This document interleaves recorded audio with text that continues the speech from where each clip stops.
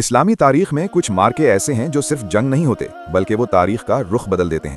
جنگ یرموک بھی انہی عظیم مارکوں میں سے ایک ہے۔ یہ جنگ تلواروں کی نہیں بلکہ ایمان اور غرور، توکل اور تکبر، حق اور باطل کے درمیان فیصلہ کن ٹکراؤ تھی۔ یہ وہ وقت تھا جب رسول اکرم صلی اللہ علیہ وسلم اس دنیا سے پردہ فرما چکے تھے اور امت مسلمہ ایک نازک دور سے گزر رہی تھی۔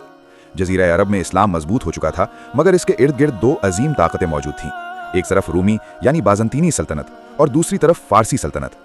رومی سلطنت اس زمانے کی سب سے طاقتور، منظم اور جدید فوجی طاقت سمجھی جاتی تھی۔ اس کے پاس تجربہ کار جرنیل، بھاری ہتھیار، منظم لشکر اور بے شمار وسائل موجود تھے۔ دوسری طرف مسلمان ایک چھوٹی سی مگر ایمان سے لبریز قوم تھے، جن کے پاس نہ دنیاوی اسلحہ زیادہ تھا، نہ ساز و سامان، مگر ان کے دل اللہ پر مکمل بھروسے سے بھرے ہوئے تھے۔ جب حضرت ابوبکر صدیق رضی اللہ عنہ کے دور میں اسلامی فتوحات کا آغاز ہوا تو مسلمان لشکر شام کی سرحدوں تک پہنچ چکے تھے۔ رومیوں کے لیے یہ بات ناقابل برداشت تھی کہ ایک نئی ابھرتی ہوئی طاقت ان کے زیر اثر علاقوں میں داخل ہو رہی ہے۔ چنانچہ رومی بادشاہ ہرقل نے فیصلہ کیا کہ مسلمانوں کو شام میں داخل ہونے سے پہلے ہی کچل دیا جائے۔ اس نے سلطنت کے مختلف حصوں سے فوجیں جمع کی۔ یونان، آرمینیا، انطاکیہ اور فلسطین سے لشکر بلائے گئے۔ یہ لشکر تعداد میں اتنا زیادہ تھا کہ زمین اس کے قدموں سے لرزتی محسوس ہوتی تھی۔ مورخین لکھتے ہیں کہ رومی فوج کی تعداد 2 سے 3 لاکھ کے درمیان تھی، جبکہ مسلمان لشکر کی تعداد صرف 40,000 کے قریب تھی۔ یہ فرق صرف تعداد کا نہیں تھا بلکہ دنیاوی طاقت کا بھی تھا۔ مسلمان لشکر کی قیادت ابتدا میں مختلف کمانڈروں کے پاس تھی، مگر حالات کی نزاکت کو دیکھتے ہوئے خلیفہ وقت حضرت عمر فاروق رضی اللہ عنہ نے ایک تاریخی فیصلہ کیا۔ انہوں نے حضرت خالد بن ولید رضی اللہ عنہ کو سپہ سالار اعظم مقرر کیا۔ یہ وہی خالد تھے جنہیں رسول اللہ صلی اللہ علیہ وسلم نے سیف اللہ یعنی اللہ کی تلوار کا لقب عطا فرمایا تھا۔ وہ جنگی حکمت عملی، جرت اور قیادت میں بے مثال تھے۔ جب حضرت خالد نے لشکر کی قیادت سنبھالی تو انہوں نے سب سے پہلے مسلمانوں کو جمع کیا اور ایک خطاب فرمایا جو تاریخ کے صفحات میں سنہری حروف سے لکھا گیا۔ انہوں نے کہا، اے اللہ کے بندو، آج کا دن صبر کا دن ہے۔ آج پیٹھ دکھانے والا نہیں، آج جنت ہمارے سامنے ہے اور دوزخ دشمن کے پیچھے۔ یہ الفاظ سن کر مسلمانوں کے دلوں میں آگ سی بھر گئی، مگر یہ آگ غرور کی نہیں، ایمان کی تھی۔ جنگ کے لیے جو مقام منتخب کیا گیا وہ دریائے یرموک کے کنارے تھا۔ یہ علاقہ قدرتی طور پر خطرناک تھا، ایک طرف گہری کھائیاں، دوسری طرف دریا اور سامنے دشمن کا عظیم لشکر۔ حضرت خالد نے اسی جگہ کو چنا کیونکہ وہ جانتے تھے کہ کم تعداد کے باوجود اگر حکمت سے لڑا جائے تو دشمن کی تعداد اس کے لیے بوجھ بن سکتی ہے۔ انہوں نے لشکر کو مختلف دستوں میں تقسیم کیا، دایاں بازو، بایاں بازو اور ایک متحرک دستہ جو ضرورت کے وقت کسی بھی محاذ پر مدد کے لیے پہنچتا۔ یہ وہی حربہ جس نے بعد میں جنگ کا نقشہ بدل دیا۔ رومی غرور اور مسلمانوں کا یقین۔ رومی جرمیل مسلمانوں کو حقیر سمجھ رہے تھے۔ وہ کہتے تھے، یہ لوگ ننگے پاؤں عرب ہیں، ہم انہیں چند گھنٹوں میں ختم کر دیں گے۔ مگر وہ ایک بات بھول گئے تھے، یہ وہ لوگ تھے جو دنیا فتح کرنے نہیں، اللہ کی رضا حاصل کرنے نکلے تھے۔ مسلمان عورتیں بھی اس جنگ میں پیچھے موجود تھیں۔ وہ نہ صرف زخمیوں کی مرہم پٹی کر رہی تھیں بلکہ اگر کوئی سپاہی پیچھے ہٹنے کا سوچتا تو اسے غیرت دلایا جاتا۔ حضرت اسما، حضرت خولا اور دیگر خواتین کے حوصلہ افزا کردار نے مردوں کے حوصلے کو دگنا کر دیا۔ جنگ سے پہلے کی رات۔ جنگ سے ایک رات پہلے میدان یرموک کا منظر عجیب تھا۔ رومی لشکر میں شور، شراب، گانے اور جشن تھا، جبکہ مسلمان لشکر میں قرآن کی تلاوت، سجدوں کی آوازیں، آنسو اور دعائیں تھیں۔ کوئی اللہ سے شہادت مانگ رہا تھا، کوئی اپنے گناہوں کی معافی اور کوئی صرف یہ دعا کر رہا تھا کہ اسلام سرخرو ہو۔ حضرت خالد نے اس رات کہا، کل فیصلہ ہوگا، یا تو اسلام کا پرچم بلند ہوگا یا ہم سب اللہ کے حضور حاضر ہوں گے۔ سورج طلوع ہوا تو میدان یرموک پر ایک عجیب سا سکوت طاری تھا۔ فضا میں خاموشی ضرور تھی مگر یہ خاموشی طوفان سے پہلے کی تھی۔ دونوں لشکر آمنے سامنے تھے مگر دلوں کی کیفیت زمین و آسمان کا فرق رکھتی تھی۔ ایک طرف رومی لشکر تھا جس کی صفیں میلوں تک پھیلی ہوئی تھیں۔ ان کے سپاہی فولادی زرہوں میں ملبوس، لمبے نیزے، بھاری ڈھالیں اور جدید اسلحہ لیے کھڑے تھے۔ ان کے گھوڑے سجے ہوئے، جھنڈے بلند اور سینوں میں غرور بھرا ہوا تھا۔ دوسری طرف مسلمان لشکر تھا، نہ زرہیں زیادہ نہ ہتھیار جدید، مگر چہروں پر سکون، آنکھوں میں یقین اور دلوں میں اللہ پر کامل بھروسہ تھا۔ جنگ کا آغاز رومیوں کی طرف سے ہوا۔ انہوں نے اپنی پوری طاقت کے ساتھ مسلمانوں کے قلب پر حملہ کیا۔ ایسا معلوم ہوتا تھا جیسے فولاد کی دیوار آگے بڑھ رہی ہو۔ مسلمانوں کی صفیں ہل گئیں، دباؤ بے حد شدید تھا۔ کئی مقامات پر رومی لشکر مسلمانوں کو پیچھے دھکیلنے میں کامیاب ہو گیا۔ یہ لمحہ انتہائی نازک تھا۔ یہاں حضرت خالد بن ولید رضی اللہ عنہ میدان میں نمودار ہوئے۔ وہ گھوڑے پر سوار، تلوار ہاتھ میں لیے ایک دستے سے دوسرے دستے کی طرف دوڑ رہے تھے۔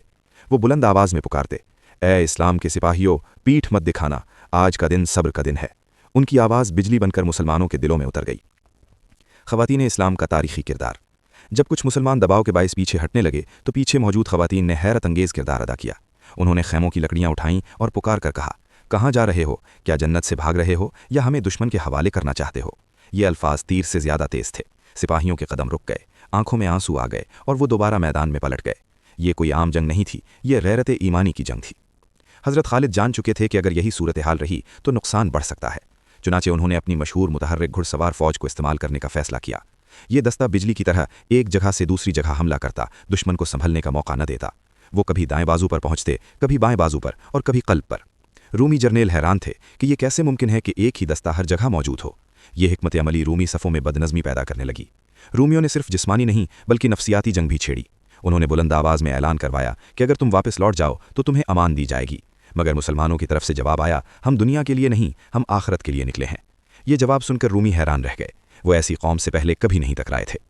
جنگ کئی دن جاری رہی، دن میں تلواریں چلتی رہیں، رات کو زخمیوں کی کراہیں اور دعاؤں کی آوازیں بلند ہوتیں۔ مسلمانوں کے پاس پانی کم تھا، خوراک محدود تھی، مگر حوصلہ کم نہیں ہوا۔ حضرت ابو عبیدہ، حضرت یزید بن ابی سفیان رضی اللہ عنہ اور دیگر صحابہ رضی اللہ عنہم ہر محاذ پر ثابت قدم رہے۔ کئی صحابہ شہید ہو چکے تھے، مگر ہر شہادت کے بعد باقیوں کا ایمان اور مضبوط ہو جاتا۔ حضرت خالد سمجھ چکے تھے کہ اب فیصلہ کن وار کا وقت قریب ہے۔ انہوں نے دشمن کی کمزوری کو پہچان لیا تھا۔ رومی فوج تعداد میں زیادہ تھی، مگر ایک جگہ مقید تھی، پیچھے کھائیاں اور دریا، آگے مسلمان۔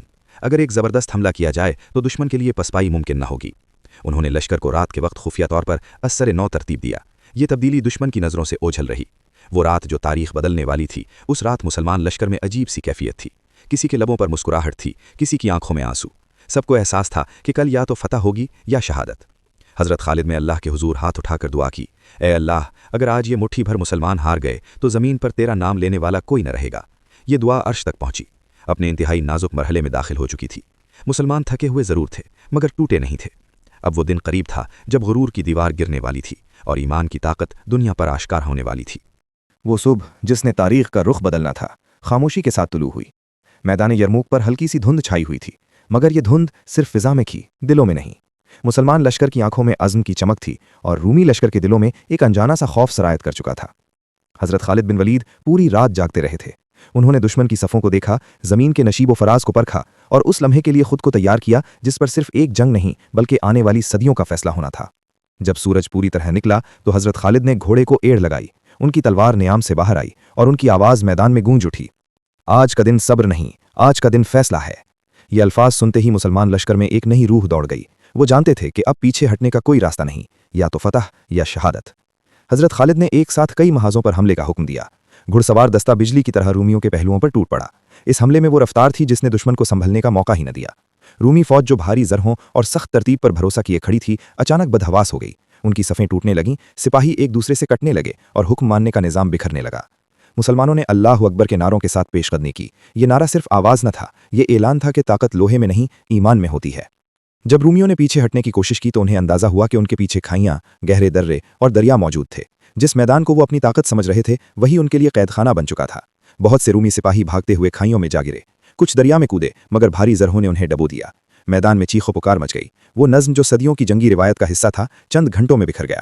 رومی جرنیل ایک دوسرے کو تلاش کرتے رہے، مگر کوئی کسی کی بات سننے کو تیار نہ تھا۔ خوف نے عقل پر غلبہ پا لیا تھا۔ مسلمان لشکر میں تھکن ضرور تھی، زخم بھی تھے، مگر حوصلہ پہلے سے کہیں زیادہ تھا۔ ہر سپاہی جانتا تھا کہ وہ تاریخ کے ایک عظیم لمحے کا حصہ ہے۔ حضرت ابو عبیدہ اپنے دستے کے ساتھ ثابت قدم رہے۔ حضرت اکرمہ نے جان کی پرواہ کیے بغیر دشمن کے قلب میں گھس کر لڑائی کی۔ کئی صحابہ آر نے اپنی جانیں قربان کی، مگر کسی کے قدم پیچھے نہ ہٹے۔ یہ جنگ تلواروں سے زیادہ دلوں کی جنگ بن چکی تھی۔ وہ لشکر جس پر قیصر کو ناز تھا میدان میں بکھر چکا تھا۔ یہ صرف فوجی شکست نہیں تھی، یہ غرور، تکبر اور دنیاوی طاقت کی شکست تھی۔ مسلمانوں نے فتح کے بعد نہ جشن منایا نہ تکبر کیا۔ وہ خاموشی سے ایک دوسرے کو دیکھتے رہے، جیسے یقین ہی نہ آ رہا ہو کہ اللہ نے اتنی بڑی فتح عطا فرما دی ہے۔ حضرت خالد گھوڑے سے اترے، سجدے میں گر گئے اور ان کی زبان پر صرف ایک جملہ تھا، یہ ہماری نہیں، یہ اللہ کی مدد ہے۔ جنگ یرموک کے بعد شام کے دروازے کھل چکے تھے۔ رومی سلطنت جو خود کو ناقابل شکست سمجھتی تھی، اب دفاعی پوزیشن میں آ چکی تھی۔ دنیا نے دیکھ لیا کہ تعداد فیصلہ نہیں کرتی، اسلحہ اصل طاقت نہیں، اور نہ ہی سلطنتیں ہمیشہ قائم رہتی ہیں۔ اصل طاقت ایمان، نظم اور قربانی میں ہوتی ہے۔ یہ مارکا آج بھی ہمیں پکار پکار کر کہتا ہے، ایمان زندہ ہو تو یرموک آج بھی جیتا جا سکتا ہے۔ جنگ یرموک ختم ہو چکی تھی، مگر اس کی گونج صدیوں تک باقی رہنے والی تھی۔ یہ گونج ہمیں آج بھی یاد دلاتی ہے کہ ایمان جب بیدار ہو تو تاریخ خود سر جھکا دیتی ہے۔